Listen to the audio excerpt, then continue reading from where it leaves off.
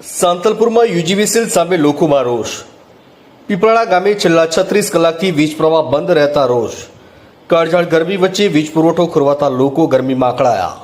પવનને કારણે વીજ પોલ નમી જતા યુજીવીસીએલ દ્વારા વીજ પુરવઠો બંધ કરી 36 કલાક સુધી પૂર્ણ ચાલુ ન કરતા ગ્રામજનોમાં રોષ. સાંતલપુર તાલુકાના યુજીવીસીએલના કર્મચારીઓને ફોન કરીએ તો ઉપાડતા નથી ને ઓફિસે જઈએ તો કોઈ સાંભળતું નથી. સવારે વીજ પુરવઠો પૂર્ણ ચાલુ કરવા ગ્રામજનોની માંગણી. મારું નામ છે જાડેજા મયુરસિંહ રણજીતસિંહ. પીપળાણા ગામનો સરપંચ છું અત્યારે. આજે પીપળાણા ગામમાં પરમ દિવસ રાતની લાઇટ નથી. જે પરમ દિવસ આખી રાત, કાલે આખો દિવસ, કાલ આખી રાત અને હજી અત્યાર સુધી લાઇટનો અભાવ છે. છેલ્લા 36 કલાકથી પીપળાણા ગામમાં સંપૂર્ણપણે લાઇટ નથી. આજે વારંવાર એ લોકોને રજૂઆત કરીએ છીએ, વારંવાર એ લોકોને ફોન કરીએ છીએ, પણ એ લોકોના બધાના મોબાઈલ સ્વિચ ઓફ આવે છે.